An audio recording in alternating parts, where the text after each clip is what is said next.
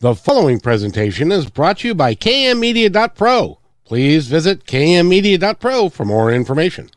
Now stay right where you are as we present. Welcome to Positive Talk Radio, evolving ideas, one conversation at a time. Great guests, dynamic stories and interviews, plus new thoughts on a wide range of topics and concepts. I hope that you'll hang with me, Kevin McDonald, my friends, and of course, you. As together we work to understand why we are all here and what we can do to make our world a better place for all of us. To be happy, be kind, and live in peace together. Yep, that's Positive Talk Radio.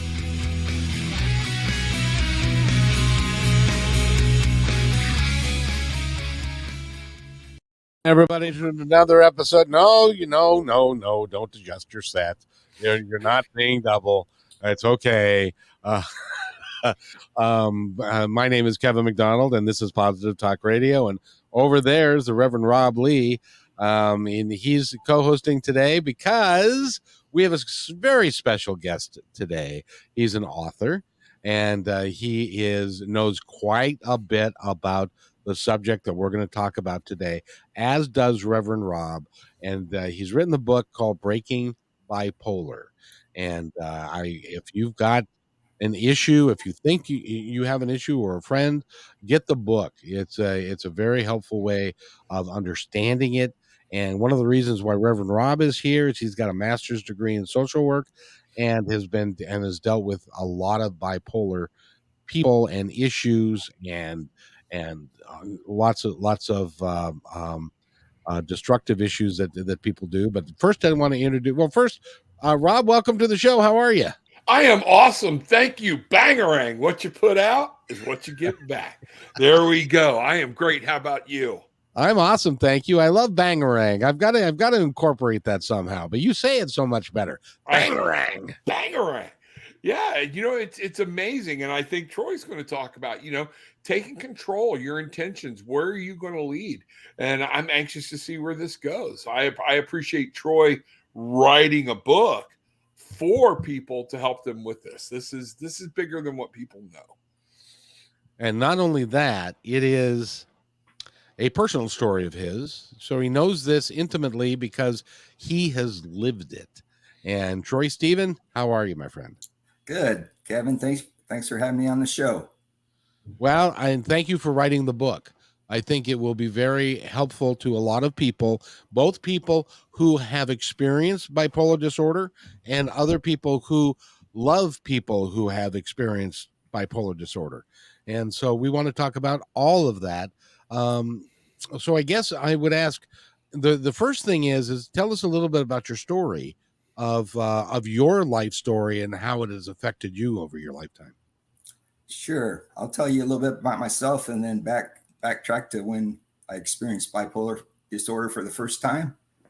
But I'm an Indiana boy. I went to Purdue University, got an engineering degree, and then got my master's degree in engineering from North Carolina State. I was born in 1962, got married when I was 29, moved to North Carolina. I have 4 children.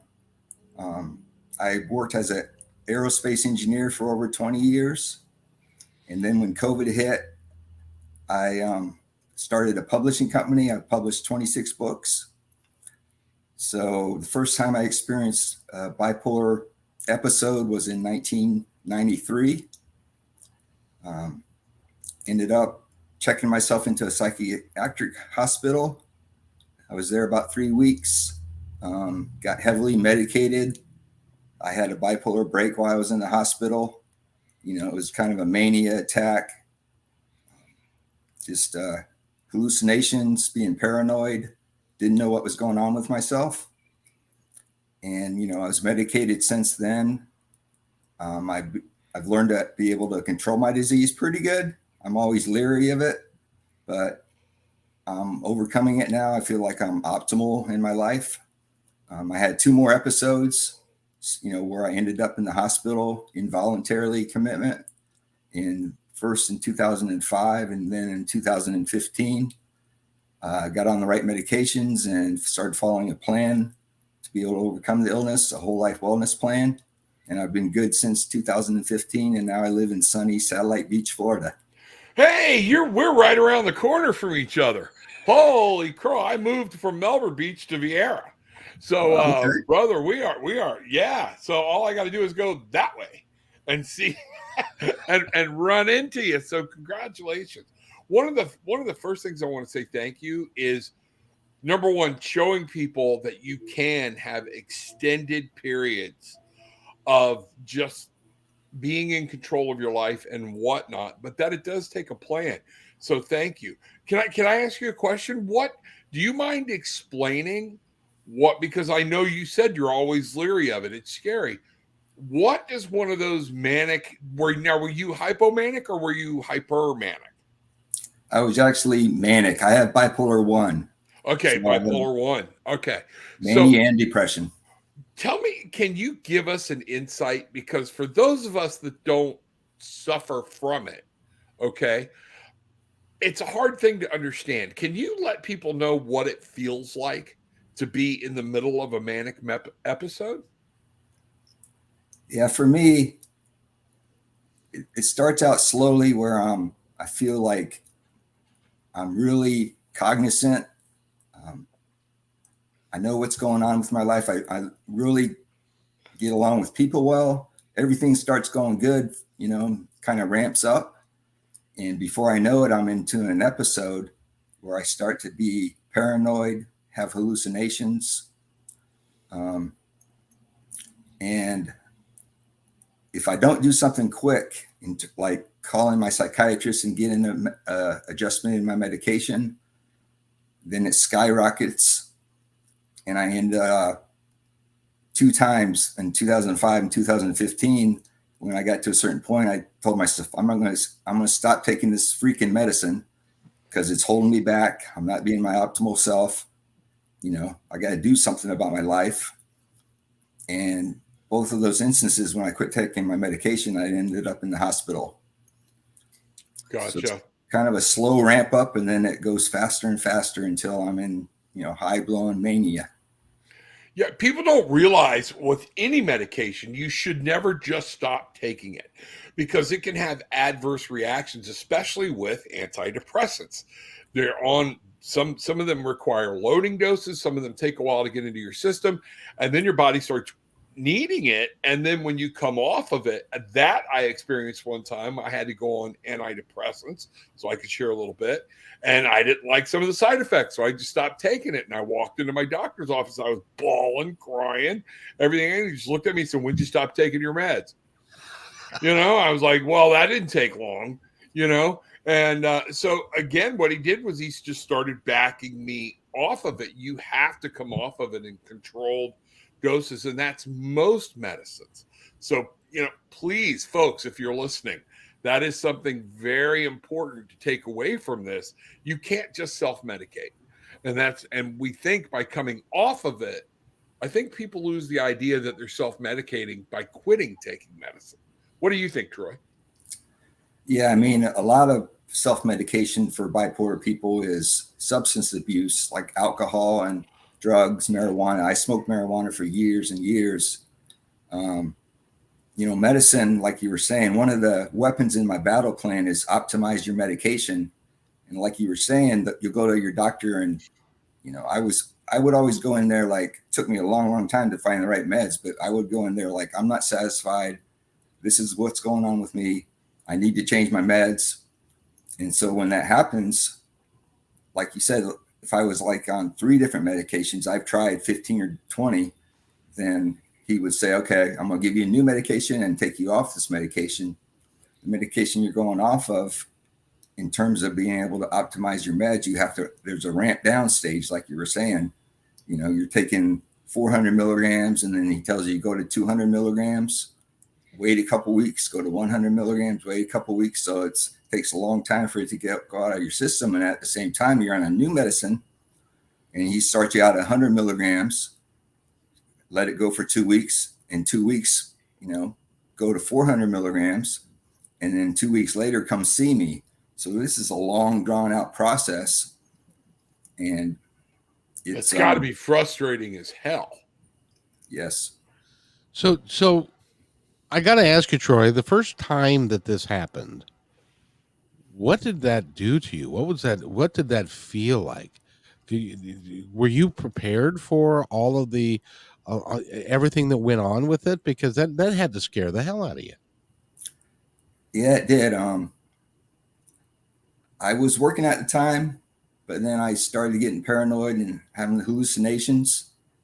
My wife's a nurse, and we weren't getting along that great at the time. And I had hallucinations like she was giving me shots when I was sleeping because my back kept hurting. So I started sleeping in my lazy boy, hallucinations, paranoia. I had two young kids, and it got to a certain point where I was starting to feel dangerous. So I decided to drive to Florida and hang out at the beach and try to hole up in a motel, figure out what's going on. I got a couple hours out of town, and I said I can't leave my children. I'm gonna miss my children. So I went back to Raleigh, North Carolina, went to the emergency room and told them what was going on, and they transported me to a psychiatric hospital. And then it got ugly, real ugly, where I had a psychotic break, heavily medicated. Um, and after that, you lose all, judgment of yourself. You're, what the hell happened? Something's wrong with me. And when you're on, after they heavily medicate you and you get out of the hospital, your hands are shaking. You're slow in thinking, and you're trying to deal with what happened in terms of, okay, now I'm back and trying to you know heal things with my wife and my kids. And so it was a traumatic experience the first time around, and even the second couple of times around. But Well, again, I'd like to thank you very much for writing the book and doing what, shedding some light on something that really is an important topic. And I know, Rob, you've experienced a lot of the same thing with substance abuse and with bipolar people and that sort of thing. So, Yeah, go ahead.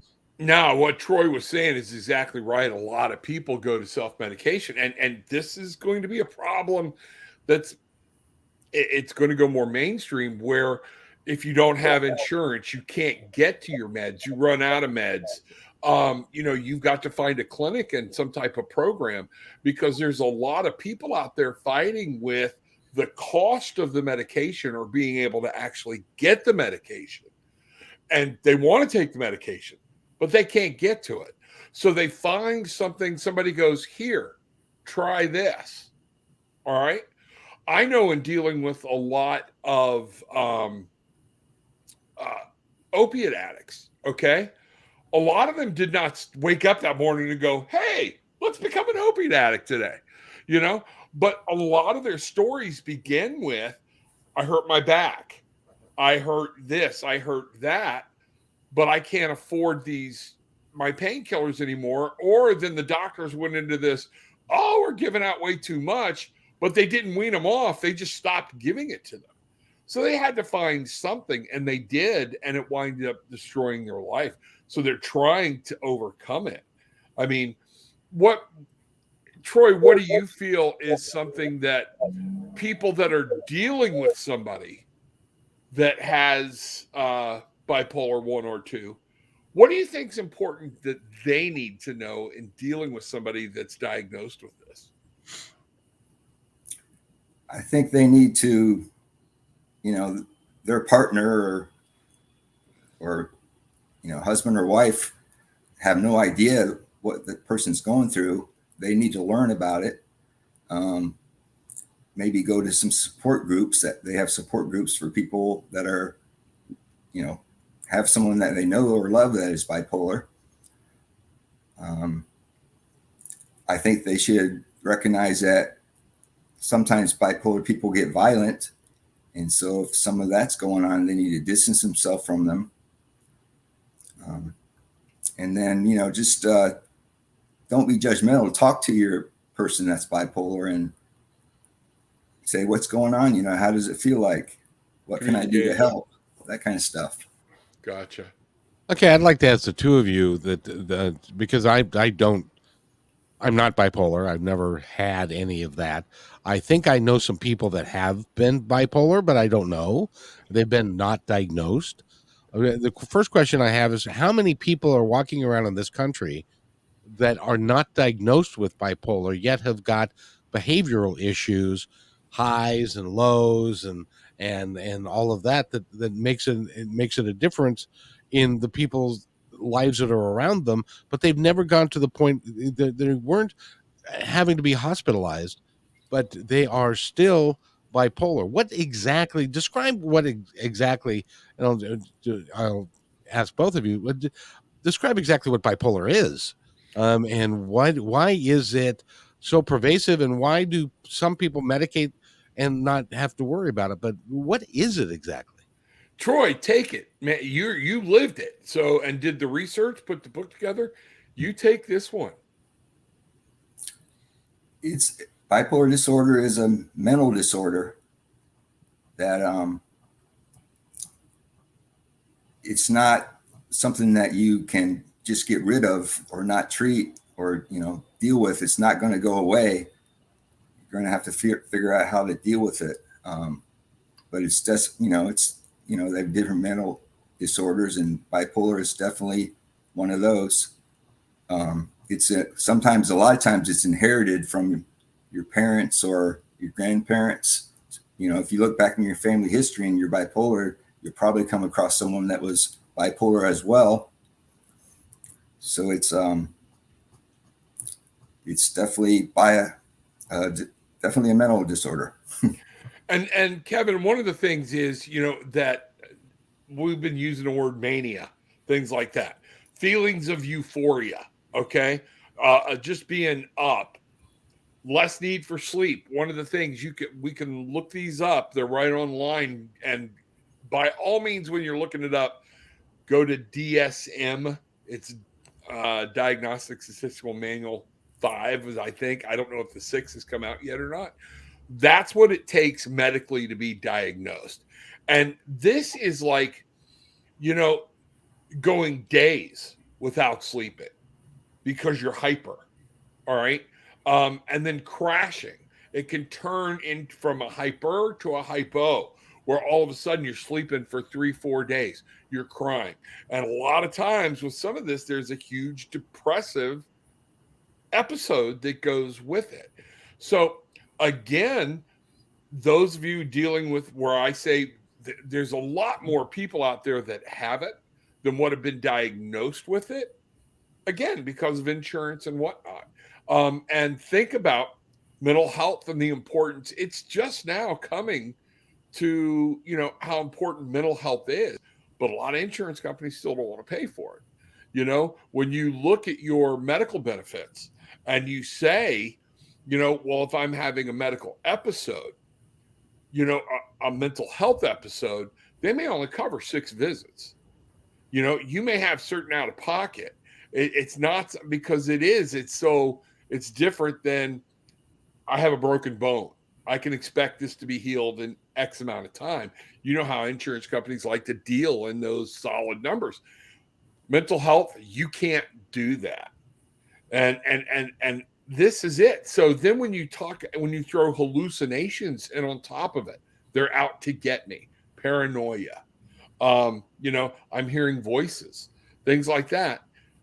This thing is no wonder people turn to street drugs to deal with it if they don't know what they've got, how they've gotten it, or whatnot. It's crazy. Troy, before the show, you had mentioned a number, and I'd like for you to talk about it. People with bipolar, because it's not something you're diagnosed with in an autopsy. Okay. So, Troy, you had mentioned the suicide rates amongst bipolar people. Yeah, the statistics show that 20% of people who are bipolar commit suicide, and 20 to 60% commit or attempt suicide at least once in their life. So it's That's a deadly horrible. disease. Sure. I wanted to backtrack to the prescriptions cost of medication. I would recommend people take a look at goodrx.com. There's one medication I take, Seroquel, 400 milligrams a day. If I didn't, I don't have, medical insurance, but it was going to cost me $400 a month for the Seroquel. There And you go. using Good RX, it's like $35 a month. So that's a good place to look, And check the it name of out. that again is, let's get that out. It's goodrx.com, GOODRX. Great app. Great app. I use it for people going through medically assisted treatment for addictions when they had to start paying for their meds and they went off of a government program so they could find it or whatnot cheaper. It's a great app.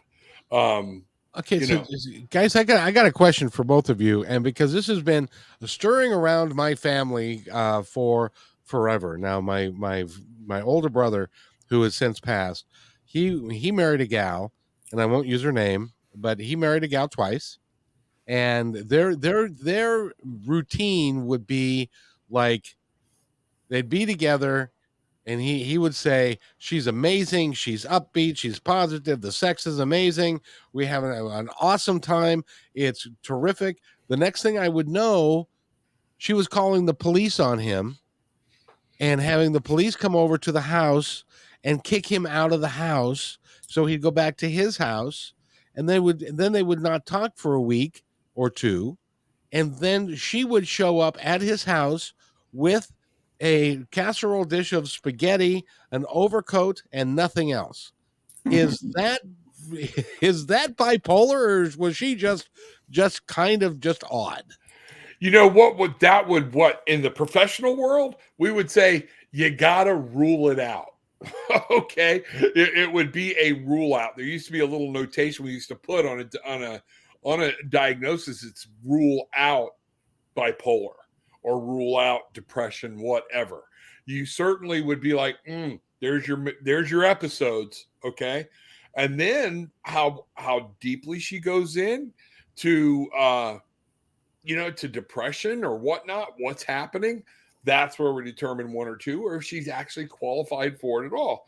So imagine somebody that's right on the cusp because insurance companies want to see a number to be diagnosed with it. And if you don't match that number, the doctor's not going to write your script. So, how many people are out there on this borderline, but they don't meet the diagnosis? So, I mean, wow. There's not a medical test for bipolar. There's not a blood test. It's all based on your moods and tracking, highs and lows. So you go to see a psychiatrist, he's going to ask you a bunch of questions and try to ascertain what's going on with you. And there's probably like a script he follows. Is this person bipolar or not based on all his questions? But there's not a medical test. So it's hard to say, it's hard to tell somebody they're bipolar and for them to believe it. Well, Yeah. in her case, she would say, "No, I'm just in a bad mood," but she would go through the period of depression, and also, by the way, and I want to ask both of you this: she was also very promiscuous. When when she kicked him out, she would only come back after she'd exhausted the people that she had met in between that she wanted to try and have a relationship with. So there's promiscuity and sex and highs and lows, and you love somebody one day and you hate them the next day. Is that all part of it? Absolutely. I've been very promiscuous in my life. Yeah. So it goes along with bipolar. I've tried, but it hasn't worked out well. Well, look who you look like. It's one of those things. Sorry. I went to Very Well Mind and .com just to see, make sure I had my head in the right game. Yeah. And one of the first things there for about mania going for manic episodes of increased sexual desire. So yeah, because again, think about it too. It's your brain is just completely out of control. And a lot of times the you inside doesn't like it. So you're trying to do things just to feel like you're there in control and part of yourself. I would like to take, I'm going to do my due diligence here. I want to tell people as we talk about this subject, remind people, check out Troy's book. But also, if you're battling some of this, in most cities and states now, there's a 211 number you can call, and they can help you find help for depression, for things like that. But if you are in a manic state and you're considering suicide, 1-800-273-8255. 800-273-8255 is the National Suicide Hotline. Please, we can't discuss this without getting that number out there. So, all right, that I just felt like that needed to be said for our people. Troy, what drove you to write this book? I mean, was it, needing to, which side were you trying to help? Everybody? Definitely everybody and myself. So I'm an engineer, so I wrote the book. It's a self-help book, and it has a kind of a process that you follow, a plan of attack. And so, I always wanted to write a book. I love to read, always wanted to be an author. I was working as an engineer, and then they tell you, if you're going to write a book, write what you know about. So I decided to write about bipolar.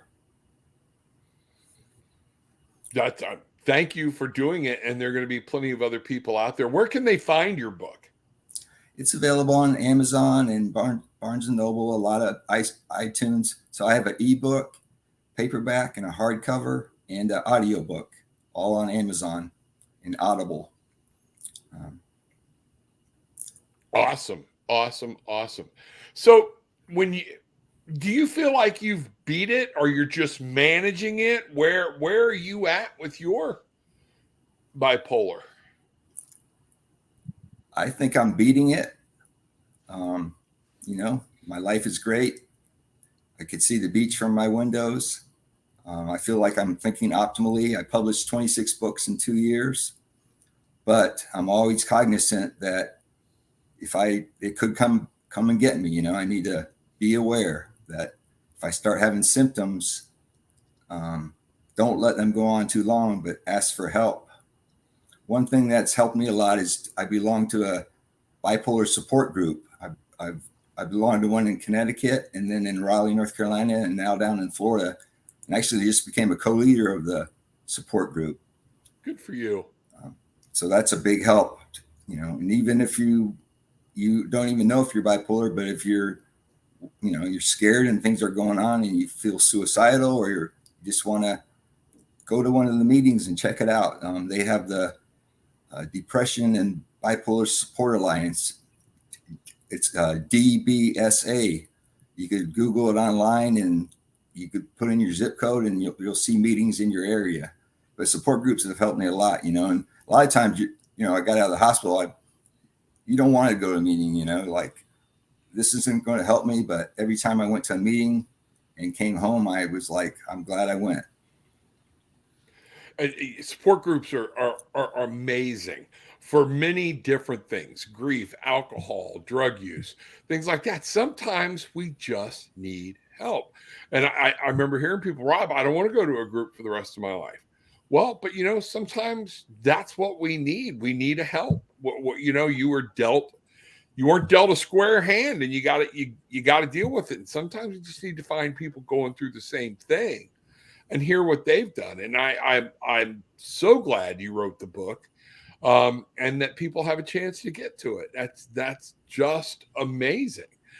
Kevin, you were also asking about how many people. I looked up the odds, and what they're talking about is like 1 in 120, a little less.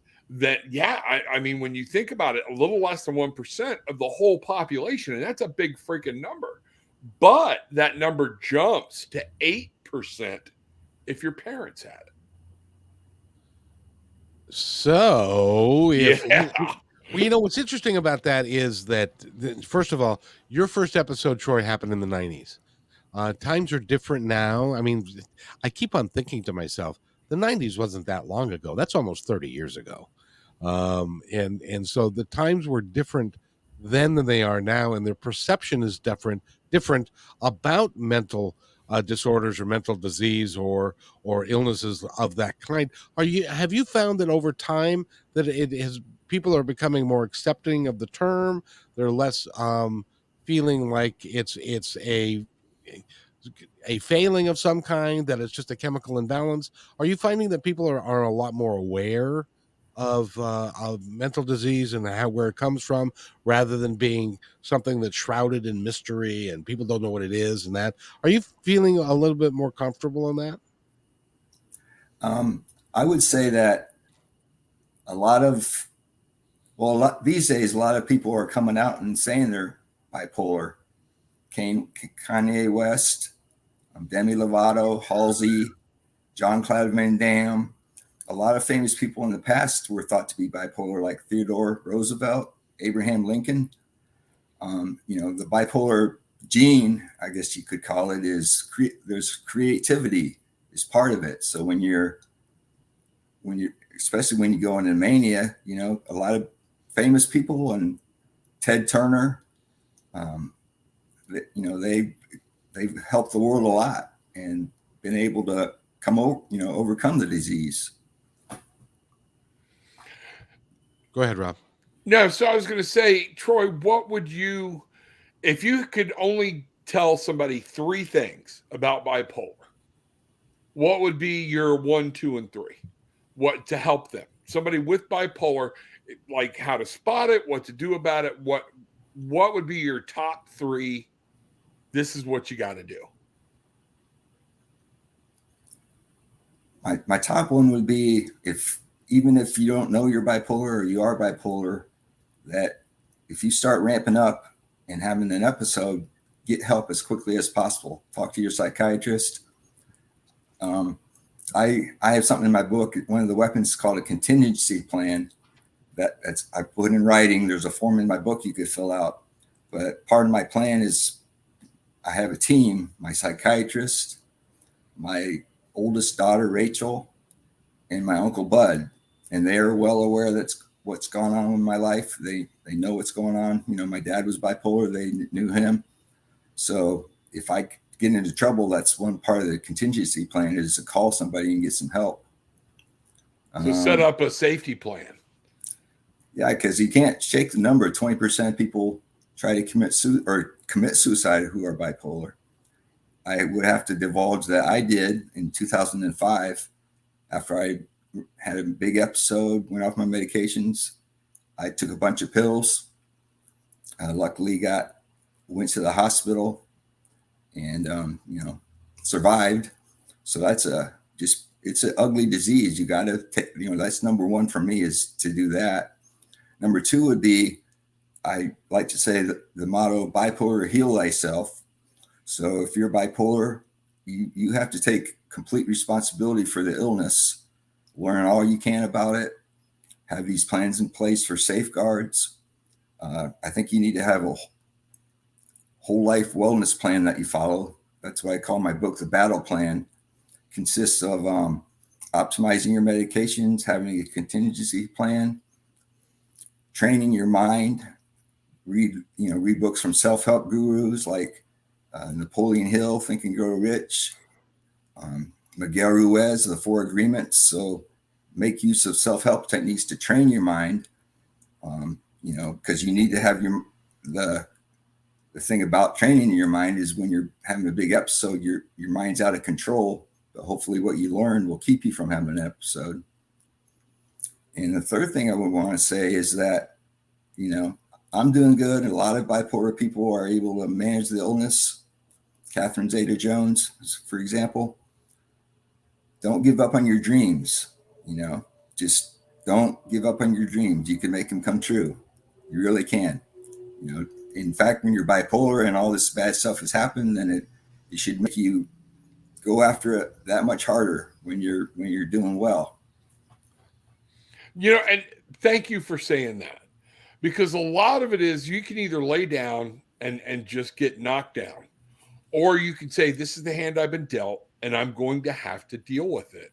And there are literally, when you start looking them up, there are hundreds, if not thousands, of very successful, popular people that have dealt with bipolar disease.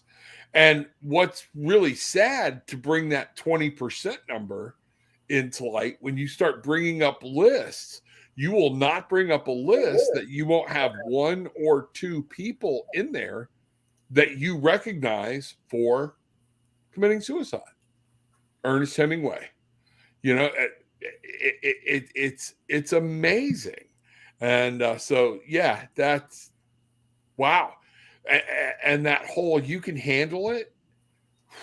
Healing is a powerful thing.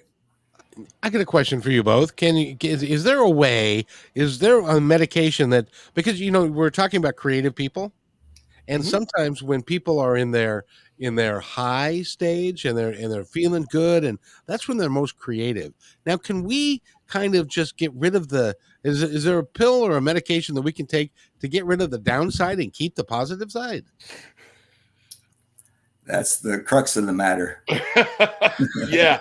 That's why people go off their meds. No. And a lot of times that's the leading thing I've heard about why they went off their meds. They stopped feeling, their emotions were muted or whatnot. Did you find that to be so, Troy? Yeah. And they just want to feel alive again. So they go off their meds, and for a little while, like, they're sitting across from me and they're bawling and they're crying, but they're happy because, wow, I actually feel whatnot. But then 3 days later, I'm getting a call that my person is in the psych unit. Okay. So it is just like what Troy said. I'm glad it's somebody stepping forward. We need more people like Troy to say, hey, this is it. Are there other ways? I know a lot of people with holistic medicines and things like that don't believe in meds. There are some physical conditions that do require actual medication. And I feel like bipolar is one. Do you have to stay on it forever? Maybe not. If you can find a way to control it and decrease using mindfulness, meditation, but it's a constant state of awareness, like Troy said, where he has to stay aware of what's happening in his life. And a lot of people don't want to live that way. So sometimes it's just better to stay medicated. So Yeah, I wish there was an up and down med, but no, or just an up med, but no, there's not. Not yet, anyways. Yeah, certain meds work for someone and certain different meds work for others. But I would say to the people listening that some people can manage their bipolar illness without medications by using supplements and eating right and like that. So if you're bipolar, and I'm not telling you, you have to take medications. In most instances, you need to, but some people are able to deal with it without the meds. Well, if you go down the rabbit hole in a matter like you're saying, Troy, that it can turn on a dime, and you could go down to depression very easily and very quickly, then you just have to be cognizant and just be aware. But when you're in that state, are you aware that you're going down, or is it just, are you so wrapped up in the paranoia and the hallucinations and all of that that you don't kind of you don't you at any point you don't say, uh-oh, here I go again. It's just like you're there. Is that kind of how it works? Yeah, it takes, a lot of times you don't realize that you're starting to ramp up into a manic episode. There, in my instances, there'll be a couple weeks I've been mania, quit going to work, call in sick. And I come to a certain point where I realize I need to call my psychiatrist and get something adjusted in my meds. But if like one time I tried to call her, left a message, couldn't get in that same day. And then when that happened, I just said, the euphoria mania, I just said, okay, I'm not going to worry about it now, and just started getting more and more manic. One thing I wanted to mention about a magic pill, I don't think there's a magic pill, but one part of my contingency plan is I talked to my doctor. I was having a manic episode, and I went to see my psychiatrist, told him what was going on, where I would be like everything's fine, and then like Dr. Jekyll and Mr. Hyde, everything went to heck, where I started feeling like I was out of control, maybe dangerous. If I'm in a Target shopping around, I feel like I got to run full speed out of the store. And when I told him about this, he told me one of my medications is Seroquel. Carry around a 400 milligram tablet with you in your pocket. And if this happens and you realize it's happening, take it right away. Chew it if you have to, to keep from having disaster happen. What's interesting about that is if you had a heart condition and you'd had a heart attack and they give you triglyceride, that if you feel like you're having a heart attack, put it under your tongue. Nobody thinks anything about that.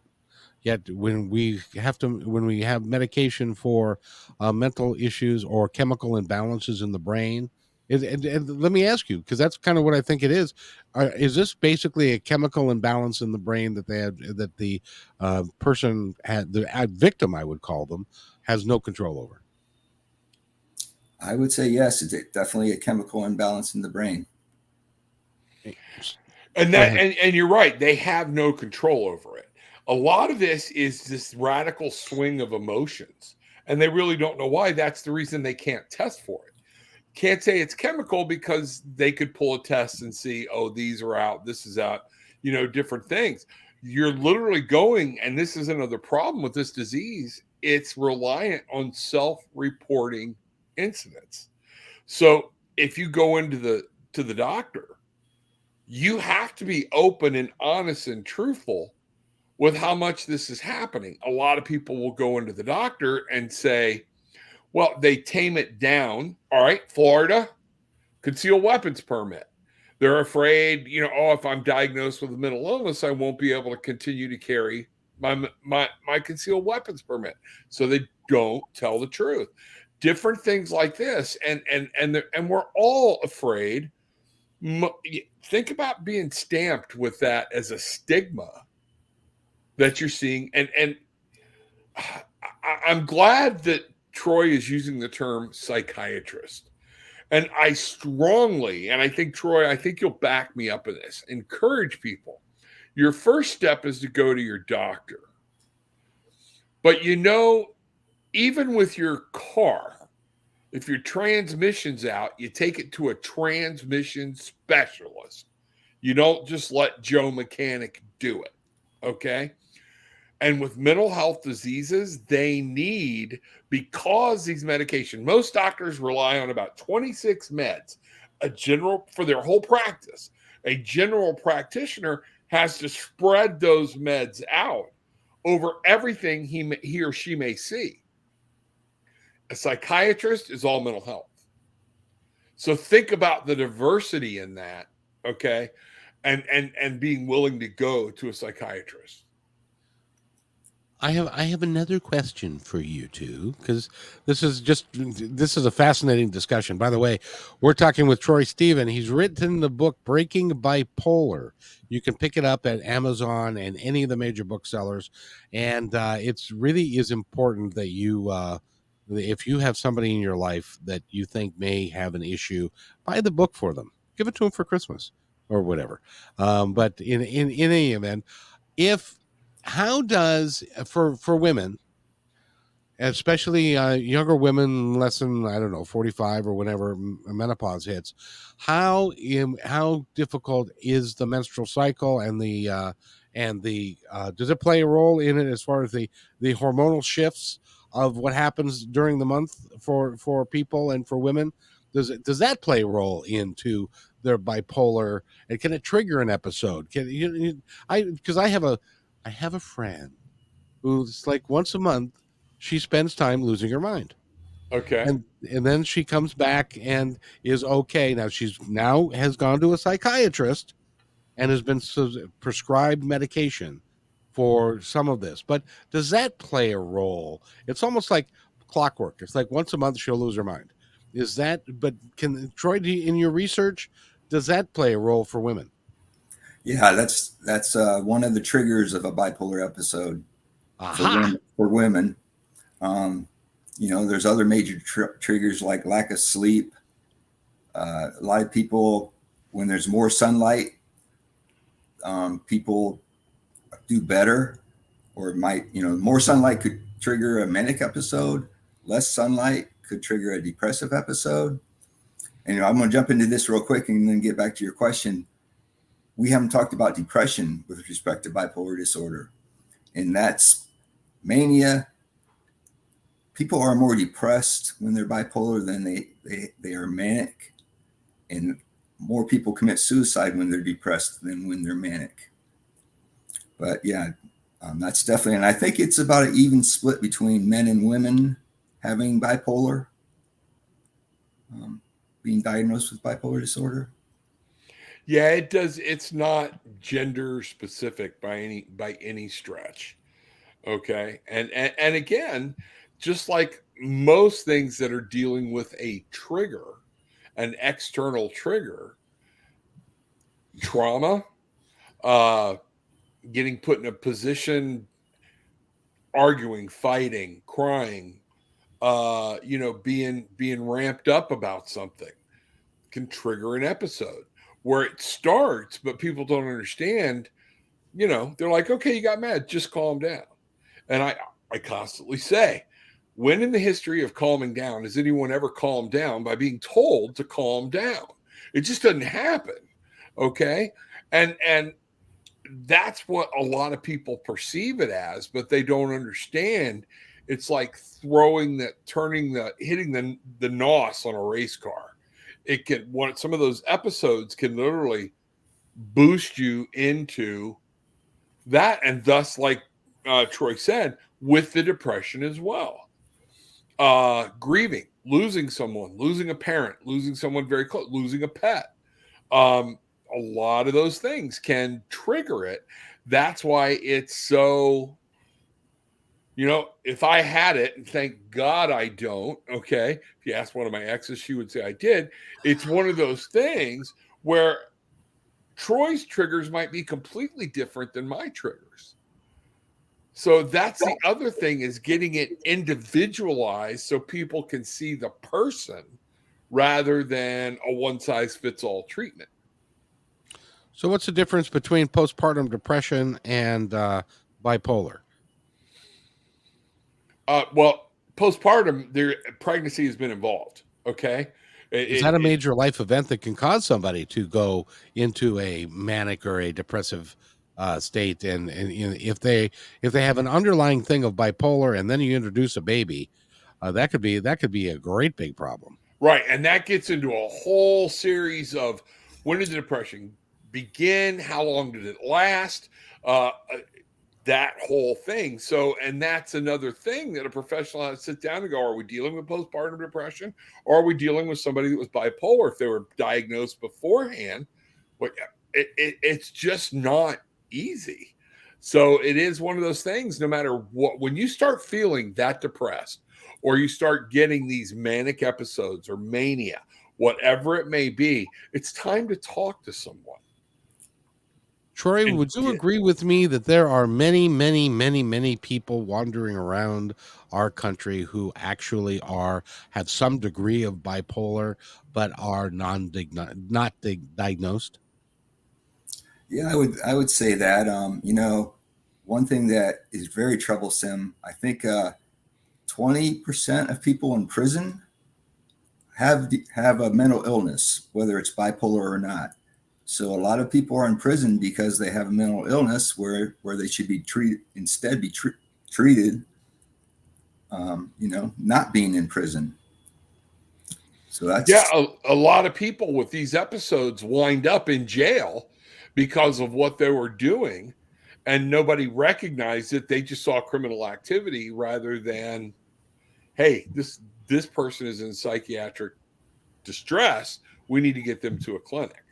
And I'll give you an example of that. I recently interviewed a gentleman that had a schizophrenic issue, and he was on a fishing boat in Alaska. And I don't know if you know how that works, but they work like 12 on, 12 off, 12 on, 12 off, and whatever. It's very dangerous work. And he forgot his medication, and Oh, crap. And so he ended up stabbing two people. And rather than when they took him to court, he was charged with assault and stuff. And rather than getting him the help that he needed necessarily, they put him in prison and he spent 10 years in jail. Hmm. And that didn't solve the issue. He was it was because he didn't have the medication that he needed to take. So there's tons of stories like that, and that's why your work, Troy, is so important. That people can have a workbook and tell us more about the book. It's actually a workbook, right? Yeah, it is a workbook. It's a battle plan comprised of 9 weapons. Make a contingency plan, optimize your medication, find the right psychiatrist, train your mind, train your body, how to recover from a bipolar episode. And then I have a section in there, what psychiatric hospitals are like, what you can expect when you're in the hospital. Knowing what you can expect is very helpful for you, stabilizing out and getting out of the hospital. And the final weapon is legal rights for people who have a mental illness. American Disabilities Act. If you could get fired and then have some recourse if you had a mental illness and you were fired because of it. So there's legal rights that are, like, also there's people can get, like, a loved one can have you involuntarily admitted to a psychiatric hospital. That's a legal thing there, right? So it's good to know about your legal rights. So this overall battle plan is really what a whole life wellness plan that's based on the expert recommendations of the medical community. And so that's what the plan in my book talks about. And I hope it helps a lot of people. As do we. The name of the book is Breaking Bipolar. The author, Troy Stevens. Get the book. It's a great. It'll be a great help to somebody. I wish my brother had it sort of for when his wife wasn't standing there in just an overcoat, because then that's when the police got involved, and it was an ugly way to spend 20 years of his life, because he was on the same, and he didn't have bipolar, but he was on the same roller coaster as she was. Oh yeah. Oh yeah. They live it right along beside you. And They live it it's right terrible. along beside you. Terrible. So Troy, thank you so much for being here. We really appreciate having you today. Thank you. I'll hold up a copy of my book. There it is. Breaking Bipolar. How Thank does it you. Thank feel you to very be much. let me ask you, how does it feel to be published author? Oh, it feels good. Feels good. I'm writing another book that's going to be published pretty soon. It's like a 4x6 little handbook with a lot of the concepts from this book that you can put in your pocket. It's called After Your Bipolar Disorder, Bipolar Heal Thyself. That'll be coming out in a couple months. When it comes out, give me a call and we'll have you back on the show. Oh, great. Thank you. This is, and Rob, speak to this. This is an extraordinarily important topic that we cover. Absolutely. Mental health is something very near and dear to my heart because there's so much to it. And we've got to make people, homeless people. We don't realize that everybody just drives by homeless people and think, oh, they're just bums. A lot of them are suffering because they can't hold a job. It's not their choice, but they don't have medication, they don't have things to it or whatnot. So thank you, Troy. Yes, this needs to be addressed, and it needs all the attention we can bring to it. But most importantly, people that suffer from it, they need to know there are other people out there and that there is hope. And Troy, before we go, I want to give you the last word to be able to say anything that you would like to about your book, yourself, anything that works for you. You have an open mic. If you're bipolar, get help. Take responsibility for the illness, for treating your own illness, and never give up. No matter how far you come down and how much you get beat up, get back on your feet and never give up. You can make your dreams come true. I couldn't have said that any better myself. Thank you so much. Bangarang. And I'd also like to thank Reverend Rob Lee for sitting into this episode. He is going to become a regular contributor, and we've got some announcements to make down the road. But first of all, I'd like to thank you very much. You've added a great deal to the conversation. It was great to have you here. Well, thank you very much. I love being here. And boy, are you a good-looking guy or what? Damn, I didn't think it was possible for there to be, two like me. Yeah, me neither. And so, but it worked out fine. So Troy, get the book Breaking Bipolar. And I want to thank you again. Troy Stephen has been our guest, and he's going to make, like a lot of our guests, is going to make changes in the world of the changes that we need, all of them. So thank you for doing the work that you're doing, and stay right where you are, gentlemen, and I'll be right back. Thanks for enjoying this episode all the way to the end. Please give us a like and subscribe to this channel. This has been a production of kmmedia.pro. Please visit our website, oddly enough, named kmmedia.pro, for more details about us and our mission, which is to provide great positive programming designed to inspire us all. I'm Kevin McDonald, and I'm proud of these shows, and I truly hope that you'll like them and share them with friends and family. So on behalf of our entire team, remember, be kind to each other, because each other's all we've got. We'll see you next time.